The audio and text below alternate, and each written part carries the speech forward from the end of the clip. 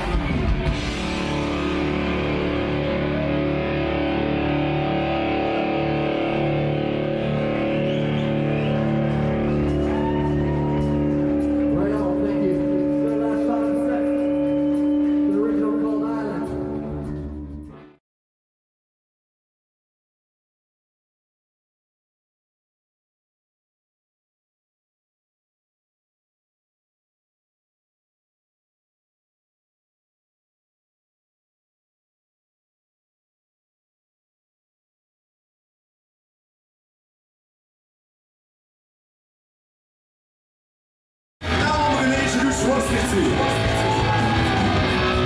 First of all, behind me, on the drums, give it up. This is Paul Cavega. The sexy man right here on the bass, Carlos Chapel. You guys know my friend right here. On the guitar, Paul Moncrief. I'm Rob DeLuca. We will see you soon. Can you make some noise?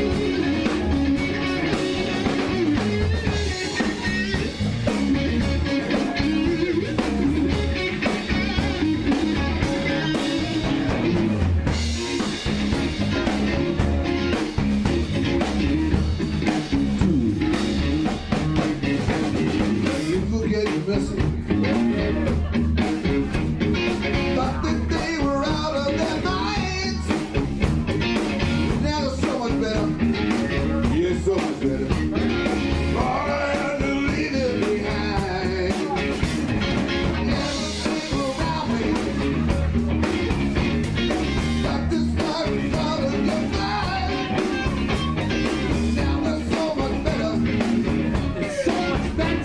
I thought I had to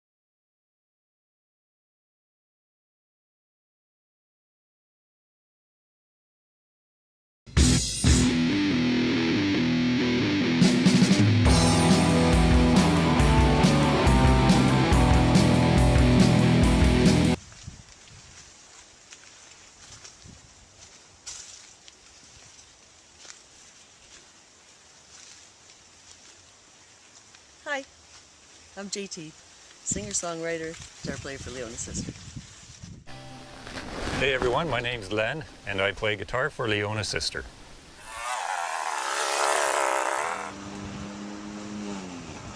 Well, good afternoon, my name's Deputy Dave Hansen, and I play rhythm guitar with Leona's sister and harmonica, and I sing a little bit as required, which isn't often because I'm not nearly as good a singer as Joyce. I'm Bart. I'm the drummer for Leona's sister. When I'm not busy playing with the band, I'm taking care of my own personal zoo here in Toronto. Hi, I'm Baz. When I'm not playing bass for Leona's sister, I'm here as a site coordinator at Shelter Valley Folk Festival. I have a sister named Leona, and she's pretty unique, so Leona's sister seemed like a great name for a band. Plus, my buddy at work thought it was a great name. You know, I think everybody feels the same way. One of our main goals is just to have a lot of fun with our music. We want to see how far we can take this project and have fun along the way. I probably would have been about 5 or 6 years old when one of my sisters, I can't remember which one, had the 45 of Johnny B. Good by Chuck Berry, and just the intro guitar lick was so different to me and so loud and so exciting and so rock and roll and so different from the boring music that that my parents listened to, that I thought, wow, that electric guitar is a really cool instrument. I really need to learn how to play one of those someday, and someday I will. Into the Void by Black Sabbath and Lazy by Deep Purple. I think probably I was listening to Deep Purple. That was what I was into when I was a kid, that type of music, so Deep Purple. When I decided I had to play music, I was probably listening to The Runaways.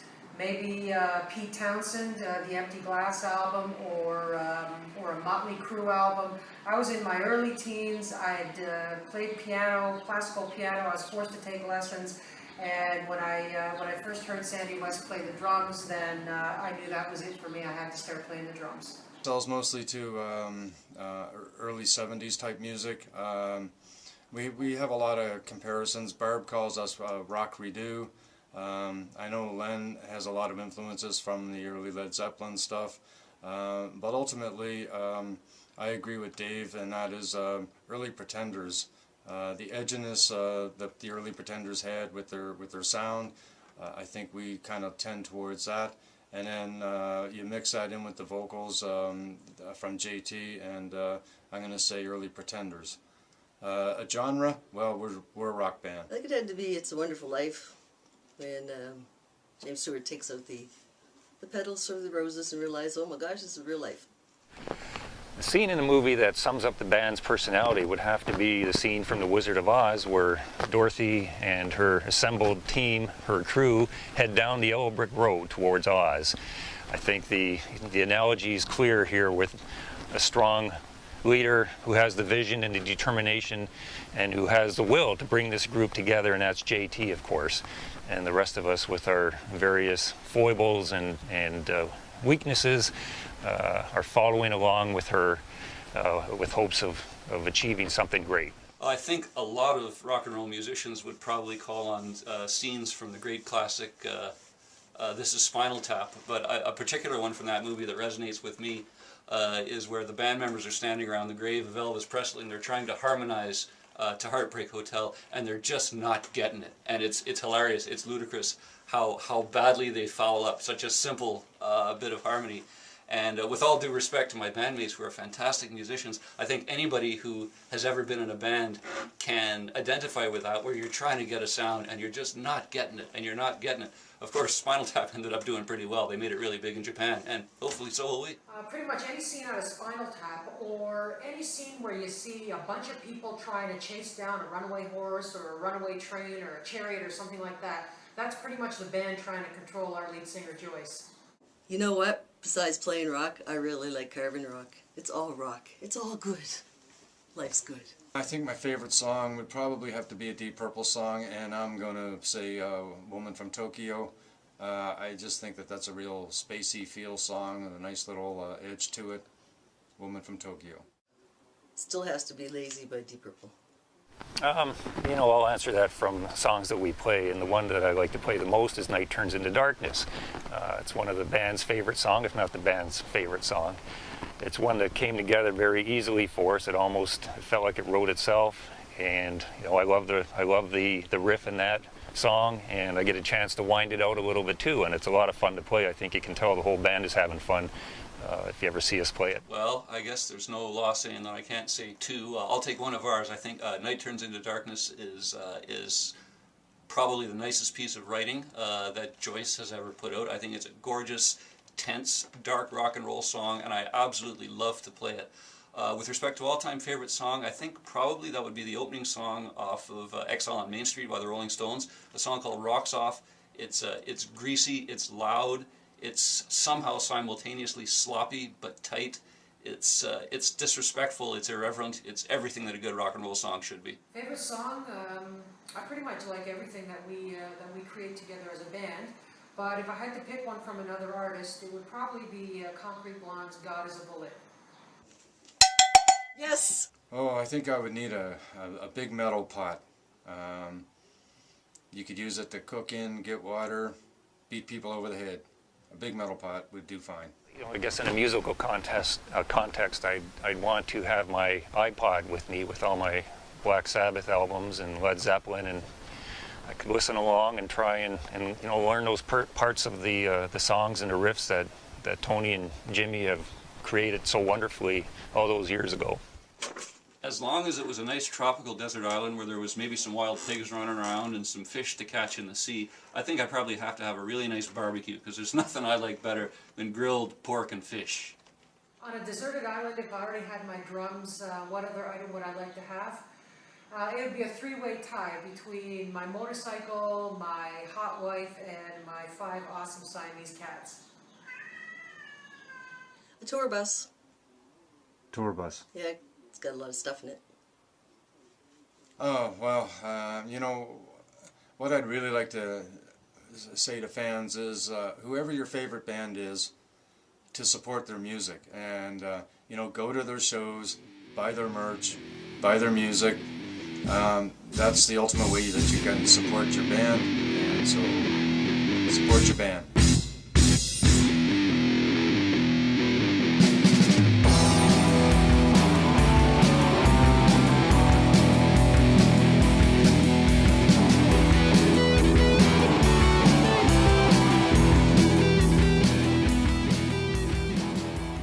From songs that we play, and the one that I like to play the most is Night Turns into Darkness. It's one of the band's favorite songs, if not the band's. All right, thank you. So this next one's off of our first EP. It's called Night Turns into Darkness. We actually did a little homemade video on this. You can find it up on YouTube. It's funny, it's serious, you know, it's stupid. And the star of the video is in this room this evening.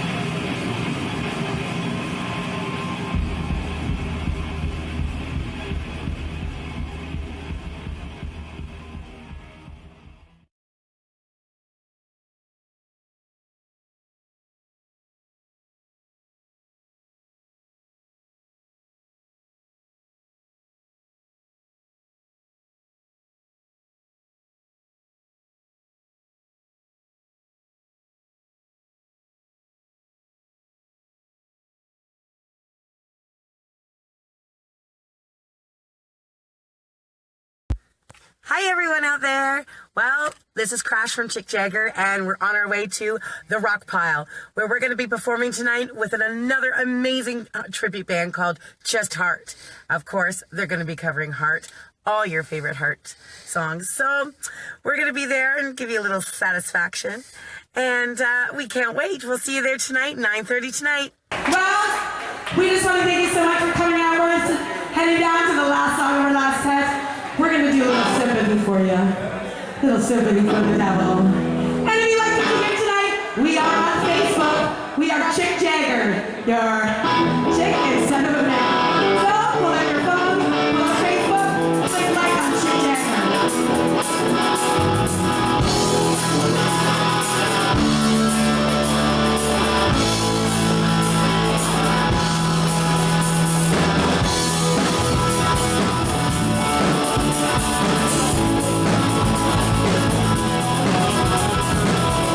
We're the highway to the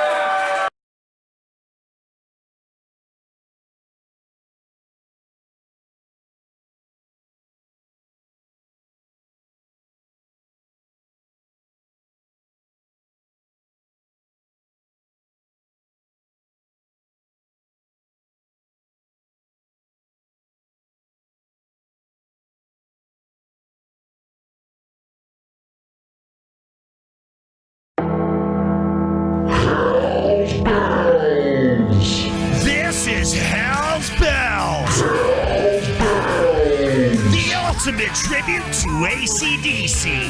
Celebrating a touring legacy of over 20 years, Hell's Bells still proudly continues to deliver the live AC/DC experience with stunning accuracy to audiences worldwide. With an unmatched sound, look, and essence of the legendary band themselves, Hell's Bells is truly an unforgettable experience for all AC/DC fans. Showcasing the greatest hits of AC/DC's both past and present, the dedicated members of Hell's Bells continue to play sold-out venues year-round.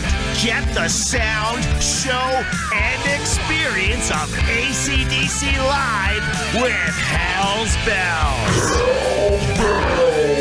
Delivering to you the ultimate live AC/DC experience, period.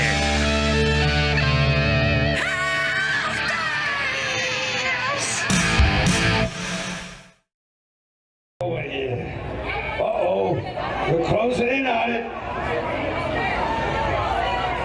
Fantastic. What time is it, Mr. Wolf? Let's see now, wait a second. We got all right, we got time for 4 more.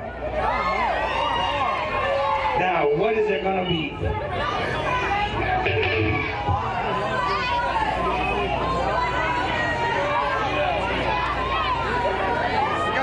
I'm just gonna let you guys decide. What do you want to hear?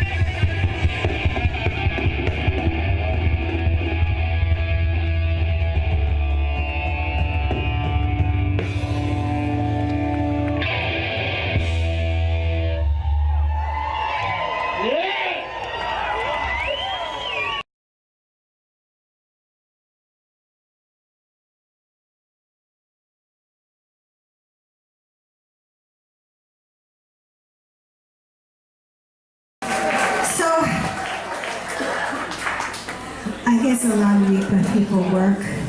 I work, well I don't right now, but I had a job that I really hated. More and more they started to fire people and they wouldn't hire anybody. And I started to do more and more work. And I didn't like that. No extra pay, just more and more work. So when you're really unhappy and you don't like your job, what do? You write a blues song. So this is our first original blues song, and it's corporate slave blues, and I hope you really like it, because that's what I've been living for a while.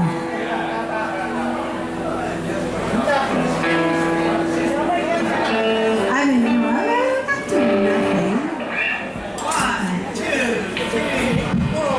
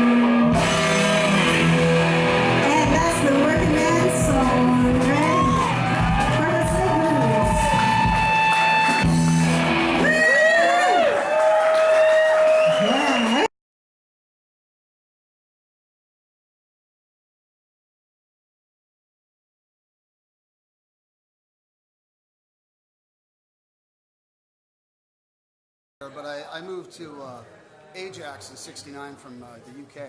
Oh yeah. I used to live in Brighton, and but Oshawa is where all my friends and family live. Right. That's cool. Yeah, we started this up a few months ago. I'm really bad with time; it escapes me. But we've been here a little while, and we're trying to build it. You know, try to give another venue for all the musicians. Now, this town is littered with Class A musicians, like unbelievable musicians. And we're trying to give them a bigger venue to play. You know, big loud system, bigger lights, and Joe and Christina that are running this place. We're just helping them out right now. Yeah, we play the odd show here and there, you know, in the club space. Yeah, which is an acoustic version and a lot of different songs. Musketeers, well, Live Sexual and Musketeers are pretty much the same. Same guys. It's Pat Carano, my drummer, Bob Furnett, and Paulie Fonseca on bass. And it's the same thing, but Musketeers was just something that smaller places could handle because Live Sexual is a big, loud, in-your-face rock band. And we wanted to do something different, and it was nice too. It opened up a whole bunch of songs musically that we couldn't really do with a full electric guitar band. I walked along McQuaid one day, and Kevin Simpson, the manager of Oshawa, said, "Jakey D's looking for a singer," and I'm like, "Yeah." He goes, "You should audition." I'm like, "What's he gonna want with a guy from Curtis?" I live in Curtis. Okay. And he goes, "Well, you should send something in."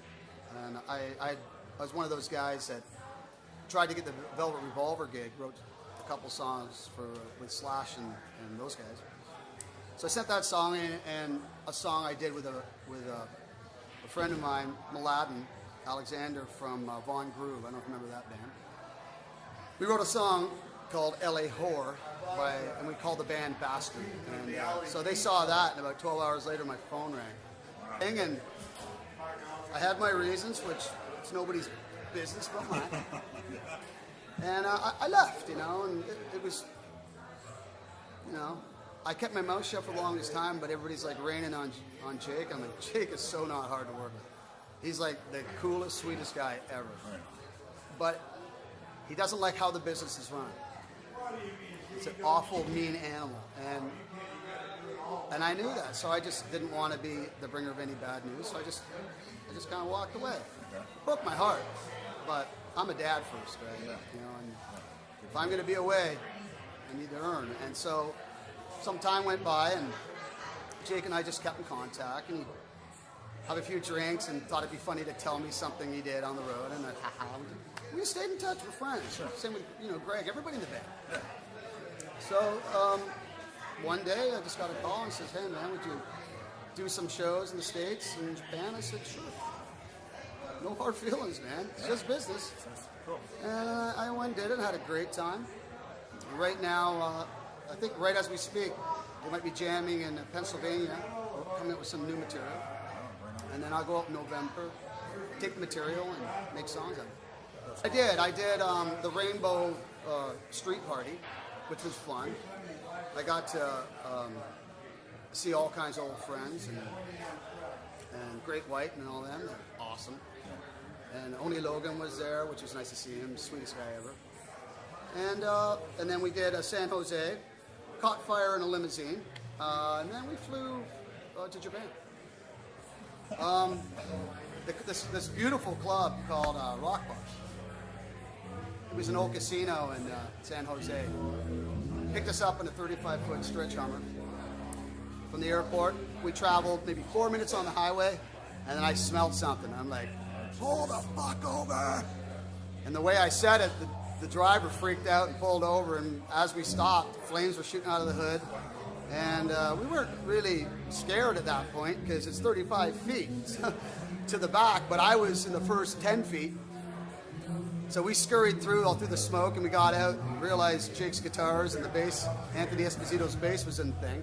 So we reached back in and got that out, and then we watched it burn. And it burned. It burned. Yeah, it looked like somebody made a black cardboard cutout of a 35-foot stretch Hummer. 7 minutes gone. What's funny, the day I was leaving, my gal calls me and says, "There's a plane on fire at the Vegas airport." And I look out my hotel. I couldn't see the airport, but I saw the smoke. And I'm like, well, at least they got that out of the way. I have a good chance of my plane not catching fire. But we left from San Jose, went to Japan for about 8 days, saw a pile of friends, had a great time. And,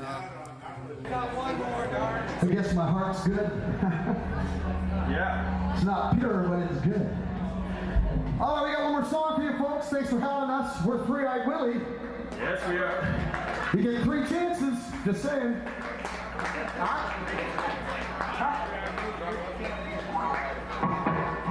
We'll just jam it. That section of it. Oh. Feel something by Deep Purple. This one's for Jake.